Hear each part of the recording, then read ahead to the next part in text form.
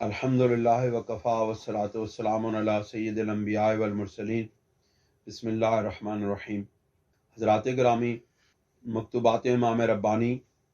کے دفتر اول کا 113واں مکتوب شریف، جو حضرت امام ربانی مجدد الفسانی غوث سمدانی قطب ربانی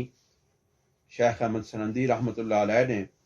حضرت جمال الدین کولابی رحمۃ اللہ علیہ کو لکھا تھا، اور اس میں مبتدی کے جذبہ اور منتہی کے جذبہ کے متعلق بیان کیا، اور اس کے اندر کیا فرق ہے اس کو بیان کیا گیا ہے۔ اور یہ کہ مجذوبوں کا جو مشہود ہوتا ہے وہ ابتدا میں ان کی روح کے سوا اس سے اوپر نہیں جاتا، یعنی ان کے مقام لطیفہ روح سے اوپر نہیں جاتا مجذوبان کا، اور جو کچھ بھی ان کو شہود ہوتا ہے وہ روح کا شہود ہوتا ہے، اور جس کو وہ اللہ رب العزت کا شہود یعنی وہ مشاہدہ جمال الہی تصور کرتے ہیں۔ الحمدللہ والسلام علی عبادہ الذین اصطفیٰ۔ حضرت امام ربانی رحمۃ اللہ علیہ ارشاد فرماتے ہیں کہ الحمدللہ والسلام علی عبادہ الذین اصطفیٰ، انجذاب و کشش نمی باشد الا بمقام فوق نہ بفوق فوق۔ آپ فرماتے ہیں کہ مقام فوق سے اوپر انجذاب یعنی جذب اور کشش نہیں ہوتی۔ جو کچھ بھی انجذاب یعنی جذب اور کشش ہوتی ہے وہ مقام فوق پر ہوتی ہے۔ مقام فوق و فوق پر یعنی بلند و بالا مقام کے اوپر نہیں ہوتی، بلکہ جو اوپر والا مقام ہوتا ہے اس سے ہوتی ہے، اور پھر اس سے اوپر والے مقامات پر جذب نہیں ہوتی۔ وَقَذَا الْحَالُ فِي الشُّهُودِ وَنَحْوِهِ، اور یہی حال شہود میں اور اس طرح کی باتوں میں ہوتا ہے۔ پس مجذوبان سلوک ناکر دارا کہ در مقام قلبند انجذاب نیست الا بمقام روح کہ فوق مقام قلب است۔ آپ ارشاد فرماتے ہیں کہ مجذوبان سلوک جنہوں نے ابھی سلوک مکمل نہیں کیا ہوتا، وہ مجذوب ان کو مقام قلب میں انجذاب نہیں ہوتا، بلکہ وہ ان کو جو اس سے اوپر کا مقام ہے یعنی لطیفہ روح ہے اس کے اندر ان کو جذب حاصل ہوتا ہے۔ انجذاب الہی در جذب منتہیان است، اور جو اللہ رب العزت کی طرف سے انجذاب ہوتا ہے یعنی جذب ہوتا ہے وہ منتہیوں کو ہوتا ہے کہ فوق آنہا مقام دیگر نیست، کہ جو ان مقامات سے اوپر جو مقام ہوتا ہے اس کے سوا اس کا مقام نہیں ہے۔ یعنی جو انجذاب یا جو جذب مقام قلب کے اندر ہوتا ہے وہ مجذوبوں کو، ایسے مجذوبوں کو ہوتا ہے کہ جنہوں نے ابھی سلوک مکمل نہیں کیا ہوتا، اور وہ لطیفہ روح سے اوپر نہیں جا سکتے۔ لیکن جو منتہی ہوتے ہیں جنہوں نے سلوک مکمل کر لیا ہوتا ہے ان کو اللہ رب العزت کی طرف سے اللہ رب العزت کی بارگاہ سے ان کو انجذاب یعنی جذب حاصل ہوتا ہے، اور وہ جو جذب ہے جو منتہیوں کو حاصل ہوتا ہے وہ ان کے جو مبتدی ہیں یعنی کہ جو مجذوب ہیں ان کے جذب سے بہت بلند اور اوپر ہوتا ہے۔ وہ مشہود در جذبہ بدایت نیست الا روح منفوخ، اور جو ابتدا کے اندر جو جذبہ ہے یعنی جو مبتدیوں کا جذبہ ہے جو مقام قلب کے اوپر ہیں یعنی جو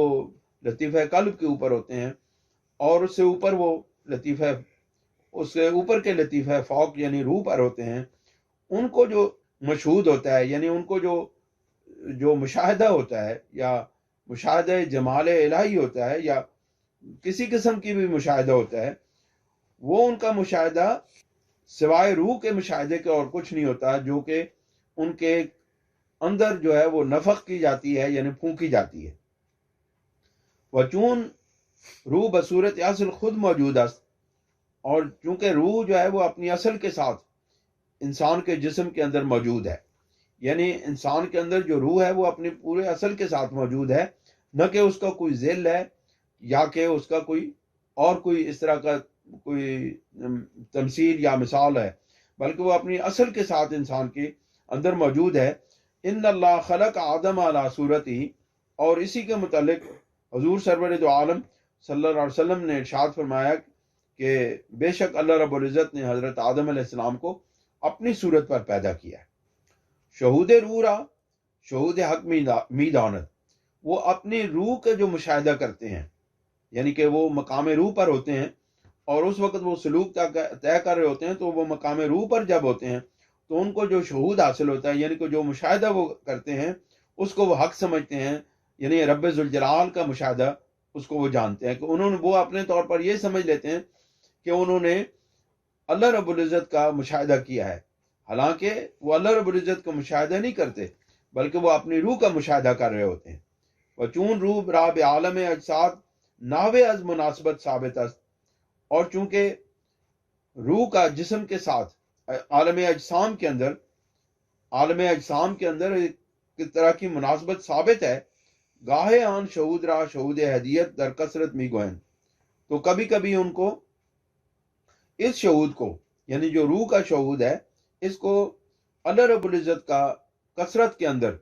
یعنی جو بہت ساری چیزیں ہیں ان کے مظاہر ہیں، اللہ رب العزت کی صفات کے جو مظاہر ہیں ان کے اندر جو ان کو شہود حاصل ہوتا ہے، تو اس کو وہ اللہ رب العزت کی احدیت کا، یعنی اللہ رب العزت کی توحید کا،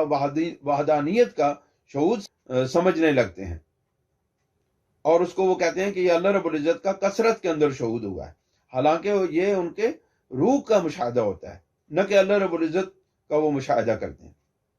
وہ گاہے بمعیت قائل مشون، اور جس وقت ان کو یہ مشاہدہ حاصل ہوتا ہے تو وہ کبھی کبھی اپنے آپ کو اللہ رب العزت کی معیت میں شامل کر دیتے ہیں، یعنی شمار کرنے شروع کر دیتے ہیں۔ شہود حق جل وعلا بے حصول فنائے مطلق کے بے نہایت سلوک متحقق متصور نیست، یعنی کہ اللہ رب العزت کا جو شہود ہے، حق تعالیٰ کا جو شہود ہے، یعنی حق تعالیٰ جل شانہ کا جو مشاہدہ ہے، وہ فنائے مطلق کے حصول کے بغیر، یعنی تمام لطائف کے طے کرنے کے بعد جو فنائے مطلق نصیب ہوتی ہے، اور سلوک کی طے کرنے کے بعد، یعنی کہ سلوک کی نہایت حاصل ہونے کے بعد جو فنائے مطلق حاصل ہوتی ہے، اس کے بغیر اللہ رب العزت کی ذات کا شہود ممکن نہیں ہے، یعنی متصور نہیں ہے، خیال بھی نہیں کیا جا سکتا اس کے متعلق۔ اور یہ شعر ارشاد فرماتے ہیں کہ ہیچ کا سرا تا نگرددو فنا نیست راہ دربار گاہ کبریا، کہ جب تک کوئی شخص رب ذوالجلال کی بارگاہ میں فنا نہیں ہو جاتا، اس وقت تک وہ بارگاہ رب العزت میں راستہ نہیں پا سکتا۔ وین شہود را بعالم ہیچ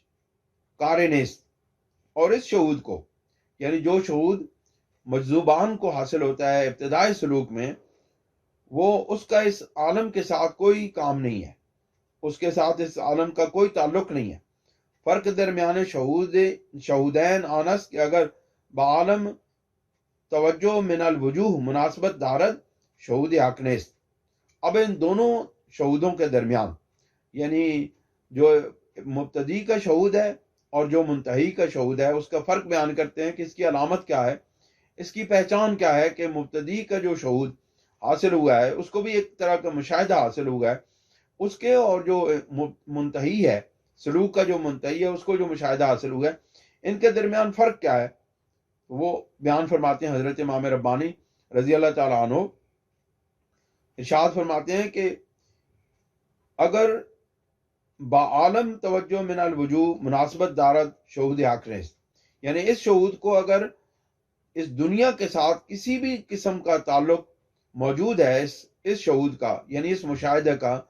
اگر دنیا کے ساتھ کسی بھی قسم کا تعلق، کسی بھی قسم کی نسبت موجود ہے، تو وہ حق تعالیٰ کا شہود، یعنی حق تعالیٰ کا مشاہدہ نہیں ہوگا، حق تعالیٰ و تقدس کا مشاہدہ نہیں ہوگا۔ وہ اگر بے مناسبت اس علامت شہود الہی اس جل وعلا، کہ اگر اس مشہود کا، یعنی کہ اس مشاہدے کا، مشاہدہ جمال الہی کا اگر تعلق اس دنیا سے نہیں ہے بلکہ اس سے الگ ہے، اور اس کے ساتھ کوئی مناسبت نہیں رکھتا اس دنیا کے ساتھ، تو وہ در حقیقت شہود الہی کا مشاہدہ ہوگا۔ بواسطہ تنگی عبارت اطلاق می یابت وَإِلَّا نسبت درنگ منتصب الہ بے چون و بے چگن است، چونکہ رب ذوالجلال بے چون ہے اور بے چگون ہے، یعنی وہ جسم و جسمانیت سے پاک ہے، زمان و مکان سے پاک ہے۔ اس لیے یہ جو اس کی طرف جو نسبت کی جا رہی ہے، اس کے مشاہدے کی طرف نسبت کی جا رہی ہے، یہ صرف عبارت کے تنگی کی وجہ سے، یعنی کوئی ایسے الفاظ نہیں ملتے کہ جن کو رب ذوالجلال کی بے مثل و بے مثال ذات کی طرف منسوب کیے جائیں، جن الفاظ کو رب ذوالجلال کی بے مثل ذات کے ساتھ مناسبت دی جا سکے، ایسے الفاظ نہیں ملتے، تو ان الفاظ کی تنگی کی بنیاد کے اوپر یہ عبارت لکھی جاتی ہے، ورنہ ان الفاظ کو، یہ جو دنیا کے الفاظ ہیں، ان کو اس بے مثل و بے مثال ہستی کے ساتھ کوئی تعلق اور کوئی واسطہ نہیں ہے۔ چون راہ بے چون راہ نیست، اور چونکہ یہ ایک مصرع ہے کہ جو مثل ہے اس کو بے مثل کے ساتھ کوئی تعلق اور واسطہ نہیں ہے۔ لا يحمل عطایا الملک الا متاعہ، کہ جو بادشاہوں کے خزانے ہوتے ہیں ان کو ان کی سواریوں کے علاوہ کوئی چیز نہیں اٹھا سکتی۔ اللہ کریم ہمیں حضرت امام ربانی مجدد الفسانی رحمۃ اللہ علیہ کے فیوزات، برکات اور آپ کے احوال سے حصہ عطا فرمائے اور آپ کی توجہات عالیہ سے نوازے۔ وآخر دعوانا ان الحمد للہ رب العالمین۔